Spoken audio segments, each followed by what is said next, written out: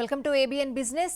Stock market ప్రామాణిక సూచీలు రికార్డుల బాటలో పరుగులు పెడుతున్నాయి. BSc Sensex 57,000, NSC Nifty 17,000 మైలురాయికి చేరువయ్యాయి.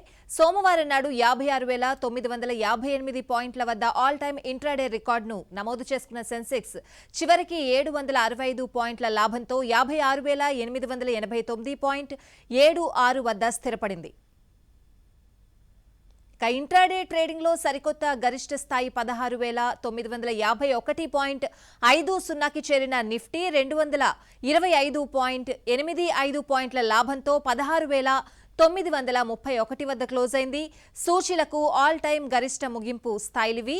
అంతర్జాతీయ మార్కెట్ల సానుకూల సంకేతాల నేపథ్యంలో దేశీయ ట్రేడర్లు జోరుగా కొనుగోళ్లు జరపడం ఈ ర్యాలీకి దోహదపడింది. రూపాయి విలువ పుంజుకోవడము ఈక్విటీ మార్కెట్లకు కలిసొచ్చింది. ఇక గత 6 ట్రేడింగ్ సెషన్లలో నిఫ్టీ ఆల్ టైమ్ గరిష్టాలను తాకడం ఇది ఐదోసారి. సెన్సెక్స్ వరుసగా 3 ట్రేడింగ్ సెషన్లలో రికార్డుల మోత మోగించింది. ఈ 3 ట్రేడింగ్ సెషన్లలో బీఎస్సీ లిస్టెడ్ కంపెనీల మొత్తం మార్కెట్ సంపద 5.76 లక్షల కోట్ల రూపాయలు పెరిగి 247.30 లక్షల కోట్ల రూపాయలకు చేరుకుంది. ఈ ఒక్కరోజే మార్కెట్ సంపద 3.56 లక్షల కోట్లకు పైగా పుంజుకుంది. ఇక సెన్సెక్స్ లోని 30 లిస్టెడ్ కంపెనీల్లో 4 మినహా మిగతా 26 లాభాల్లో ముగిశాయి. భారతీయ ఎయిర్టెల్ షేరు 4.44% లాభంతో సూచీ టాప్ గెయినర్ గా నిలిచింది. Axis bank, Tata steel, Titan షేర్లు మెరుగైన లాభాలను ఆర్జించాయి. టెక్ మహీంద్రా, నెస్లే, ఇన్ఫోసిస్, టీసీఎస్ మాత్రం 1.88% నష్టపోయాయి. ఇక అన్ని మోడళ్ల కార్ల ధరలను పెంచనున్నట్లు మారుతి సుజుకి ఇండియా ప్రకటించింది. పెరిగిన ముడి సరుకుల వ్యయాల భారాన్ని కొంతమేరకు కస్టమర్లకు పెంచాలని నిర్ణయించామని, ఇందులో భాగంగానే ధరలు పెంచుతున్నట్లు వెల్లడించింది. ఇందుకు అనుగుణంగా సెప్టెంబర్లో కార్ల ధరలు స్వల్పంగా పెరగనున్నాయని ప్రకటించింది. సో ఇక ఈ రోజు మార్కెట్స్ ఎలా ఉండబోతున్నాయి? గత కొద్ది రోజులుగా మార్కెట్స్ అన్ని ఫుల్ జోష్లో ఉన్నాయి. మరి ఈ రోజు ఎలా ఉండబోతున్నాయి? ఏ స్టాక్స్ ఇన్వెస్టర్లు ఎంచుకుంటే బెటర్గా ఉంటుంది? వీటన్నిటి మీద మాట్లాడడానికి మనతో పాటు బిజినెస్ అనలిస్ట్ రామ్ ప్రకాష్ గారు లైవ్ లో జాయిన్ అవుతున్నారు. రామ్ ప్రకాష్ గారు, గుడ్ మార్నింగ్ అండి. Good morning. ఎస్, సో మార్కెట్లన్నీ ఫుల్ జోష్ మీద కనిపిస్తున్న పరిస్థితి అండి. నిఫ్టీ కూడా 17,000 మార్క్కి అతి చేరువలో ఉంది. మరి ఈ రోజు ఆ మార్క్ని అందుకునే అవకాశం కనిపిస్తోందా? ఏం చెప్తారు ఓవరాల్ గా మీరు? అందుకునే అవకాశం ఉందండి, ఎందుకంటే బుల్లిష్ ట్రెండ్ లోనే కనపడుతుంది మార్కెట్. కానీ వేరే కారణాల వల్ల అంటే లాట్ ఆఫ్ పాజిటివ్ ఫ్యాక్టర్స్ ఉన్నాయి. ఒకటి, లాస్ట్ వీక్ మనం కొన్ని ఇంపార్టెంట్ పాయింటర్స్ చూసుకుంటే మాత్రం దానిలో చాలా ఇండికేటర్స్ ఇచ్చారు. దానిలో ఒకటి పవర్ కన్జంప్షన్ ఏదైతే ఉందో, రీటైల్ పవర్ కన్జంప్షన్ కానివ్వండి, అది పాజిటివ్ గానే ఉంది. జిఎస్టీ కలెక్షన్స్ పాజిటివ్ గానే ఉన్నాయి. రూరల్ అండ్ అర్బన్ కన్జంప్షన్ ఏదైతే ఉందో, అర్బన్ కన్జంప్షన్ ఆల్మోస్ట్ 28% పెరిగింది లాస్ట్ క్వార్టర్ టు ఈ క్వార్టర్ చూసుకుంటే. ఒక రూరల్ కన్జంప్షన్ మాత్రం కొంచెం నెగటివ్ గా ఉంది, బట్ ఓవరాల్ గా పాజిటివ్ గానే కనపడుతుంది. ఇంకొకటి ఏంటంటే, ఈ కంపెనీస్ కూడా చాలా మటుకు కూడా క్యాపిటల్ ఎక్స్పెండిచర్ అయితే చేశారో, మెటల్స్ కంపెనీస్ కానివ్వండి, సిమెంట్ కంపెనీస్ కానివ్వండి, స్పెషాలిటీ కెమికల్స్ కానివ్వండి, పవర్ కంపెనీస్ కానివ్వండి, ఇవన్నీ కూడా క్యాపిటల్ ఏదైతే ఎక్స్పెండిచర్ చేశారో అవన్నీ కూడా దానికి పెంచుకున్నందుకు ఇప్పుడు కెపాసిటీ యూటిలైజేషన్ కూడా చాలా పెరిగింది. Micro and small and medium enterprises అయితే ఉన్నాయో ఆల్మోస్ట్ 70 to 80% కెపాసిటీ యూటిలైజేషన్ కనపడుతుంది. So these are positive factors.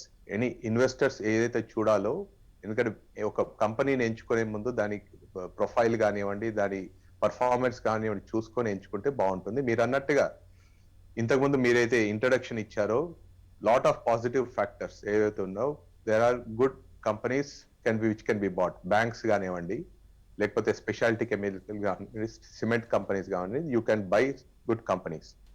మీరు అన్నట్టుగా 17,000 అండ్ అబౌవ్ ఉంటుందా అంటే ఉంటుండొచ్చు అండి, ఎందుకంటే పాజిటివ్ ఫ్యాక్టర్స్ లో ఇవన్నీ కూడా కొంచెం పాజిటివ్ ఇండికేటర్స్. వొలటిలిటీ ఇండెక్స్ ఏదైతే ఉంటుందో, which indicates volatility of the Sensex కానివ్వండి, నిఫ్టీ కానివ్వండి, అది కూడా కొంచెం తగ్గి 13.31 దగ్గర నిన్న క్లోజ్ అవుతుంది. సో అది ఒకవేళ తగ్గుకుంటూ ఇంకా 12 వరకు వస్తే you will see only bullish trend in the market. So companies like Axis Bank, ఎందుకంటే బ్యాంక్స్ నిఫ్టీ చూసినా కూడా నిన్న చాలా పెరిగింది. Banks like SBI, ICICI Bank, Axis Bank, ఇటువంటి కంపెనీస్ తీసుకోవచ్చు. Like Cholamandalam finance in financial services sector. Almost bank షేర్లు అన్ని కూడా లాభాల బాట పట్టిన పరిస్థితే చూసాం మనం నిన్న, ప్రకాష్ గారు. అవునండి. So in fact it has gone up really big way. So అందుకోసం చెప్తున్నాను, నిఫ్టీలో చూసుకుంటే కూడా అడ్వాన్సెస్ కూడా చాలా ఎక్కువ ఉన్నాయి డిక్లైన్స్ కంటే కూడా. Advances almost 2 times 3 times of your declines నిన్న చూసుకుంటే. అదే మాదిరిగా ఎఫ్ఐ బైస్ కానీ అవుట్ఫ్లోస్ అండ్ ఇన్ఫ్లోస్ చూసుకుంటే మాత్రం FIs have been yesterday positive buyers. కానీ లాస్ట్ వీక్ ఫిగర్స్ చూసుకుంటే మాత్రం FIs at every high they are selling, positive profit booking అనేది వస్తుంది. సో ఇది రిటైల్ ఇన్వెస్టర్స్ కొంచెం జాగ్రత్తగా తీసుకొని ఒకటేసారి మొత్తం పెట్టకుండా స్టాగర్డ్ ఇన్వెస్ట్మెంట్స్ ద్వారా చేసుకుంటే మంచి కంపెనీస్ లో బాగుంటుంది. ఎస్, విదేశీ పెట్టుబడుల ప్రభావం మన మార్కెట్స్ మీద ఎంతవరకు ఉంటుంది అని అనుకుంటున్నారు ప్రకాష్ గారు? సో దాని ప్రభావం ఎక్కువగానే కనిపిస్తుంది అనిపిస్తుంది. నార్మల్ గా ఇది మనం యాక్సెప్టెన్స్ ఎప్పుడైతే అనుకుంటామో అంటే విదేశీ పెట్టుబడులు, కానీ ఫిగర్స్ చూస్తే మాత్రం last 1 week or last 1 month figures చూసుకుంటే మాత్రం నెగటివ్ గానే కనపడుతున్నాయి. కానీ వేరైతే డొమెస్టిక్ ఇన్స్టిట్యూషనల్ ఇన్వెస్టర్స్ ఉంటారో త్రూ మ్యూచువల్ ఫండ్స్ కానివ్వండి, మంత్లీ ఆల్మోస్ట్ 8,000 crores వరకు పాజిటివ్ ఇన్ఫ్లోస్ కనపడుతున్నాయండి. సో ఇదంతా కూడా మార్కెట్ లో ఇన్వెస్ట్ అవుతున్నాయి. సో లాస్ట్ 1 week చూసుకున్నా కూడా domestic institutional investor DIs investments are going up, FII investments are coming down.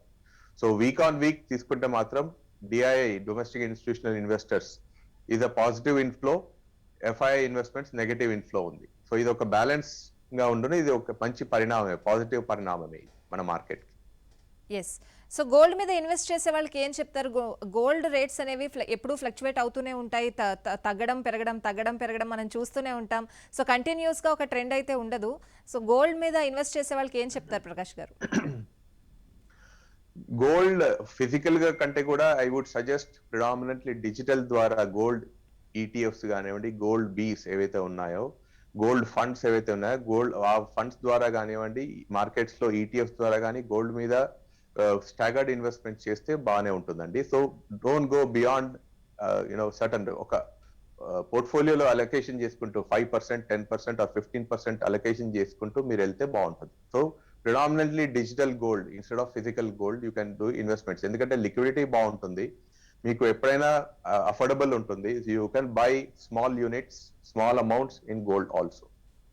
Prakash గారు, ఈ మధ్య కాలంలో స్టాక్ మార్కెట్స్లో ఇన్వెస్ట్ చేయాలి అనుకునే వాళ్ళ సంఖ్య ప్రతి రోజుకి కూడా పెరుగుతూ వస్తోంది, తగ్గట్లేదు.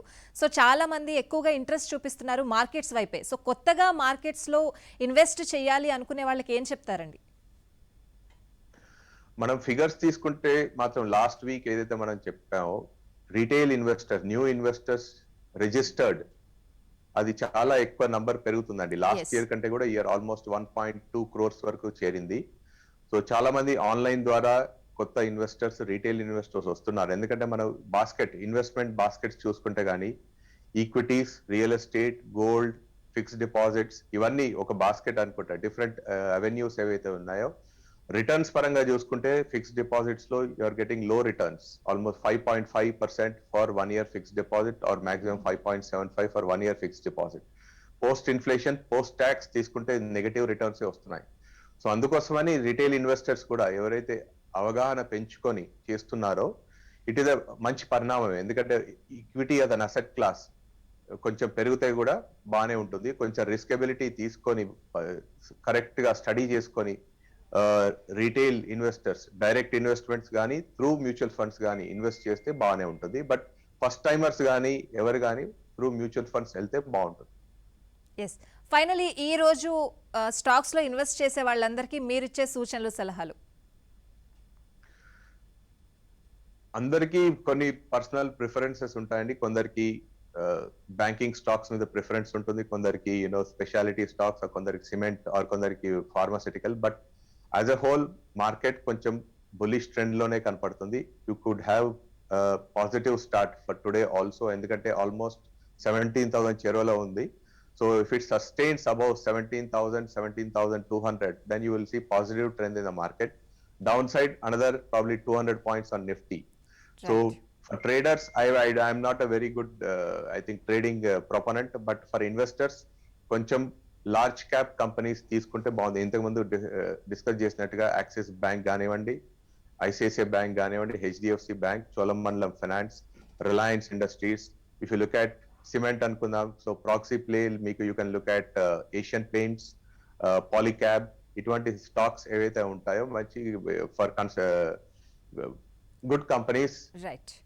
తీసుకొని షార్ట్ టర్మ్ కానివ్వండి, మీడియం టర్మ్ కానివ్వండి పెట్టుకుంటే బాగుంటుంది. But go in staggered way, not completely 100 rupees investment ఉంటే 100 రూపీస్ కాకుండా 15 రూపీస్, 20 రూపీస్ అట్లా మీరు కంటిన్యూస్ స్టాగర్డ్ ఇన్వెస్ట్మెంట్ చేసుకుంటూ వెళ్ళాలి.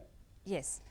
Anyways thank you so much Ram Prakash garu. ఓవరాల్గా ఈ రోజు మార్కెట్స్ ఎలా ఉండబోతున్నాయి అండ్ ఇన్వెస్టర్స్కి ఏం చెప్పదలుచుకున్నారో చాలా డీటెయిల్గా చెప్పారు. థ్యాంక్ యూ సో మచ్ అండి. వెల్కమ్. Thank you. ఇది ఇవాల్టి ఏబిఎన్ బిజినెస్. చూస్తూనే ఉండండి ఏబిఎన్ ఆంధ్రజ్యోతి.